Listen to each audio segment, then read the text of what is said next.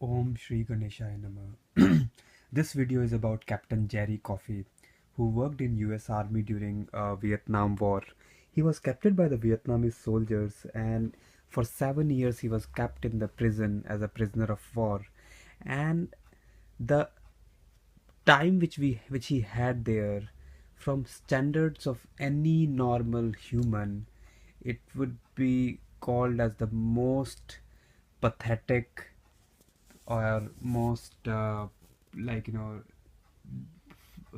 depressing time anyone can have, because for the 7 years he was put in a small cell which was hardly 5-6 feet long, which was hardly 2-3 feet wide.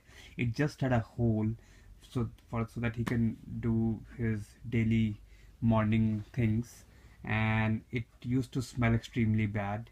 He would hardly get any food for the whole day. There would be days when he would not get any food to eat, nothing to drink. Sometimes he would get something to eat and drink, and he would be beaten regularly by the Vietnamese soldiers.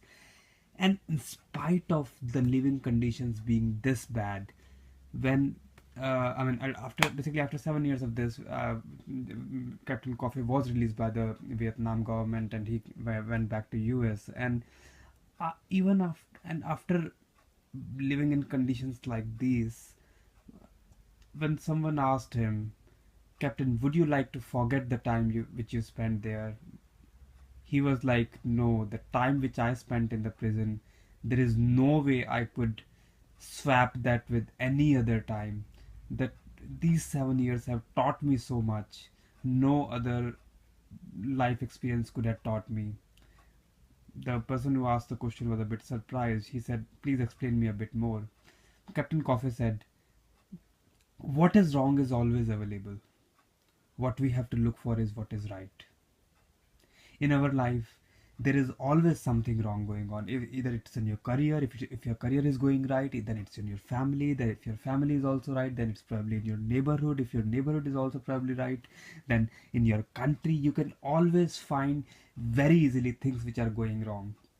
But if we focus upon what is going right, that sails us through, that makes us stronger, that keeps us going. And that's what Captain Jerry Coffey going in that prison cell.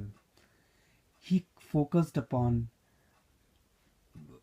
how he had spent his earlier years in the life, what else he could have done during those years when he was a free man, so that his life could have been better.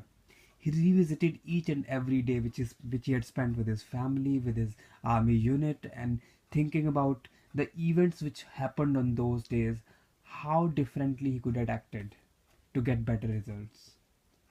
And in those 7 years, with this expectation that he would be out one day, and with this belief that all which he has learned by revisiting all those past years, that would enable him to have a hugely satisfying life, that drove him through.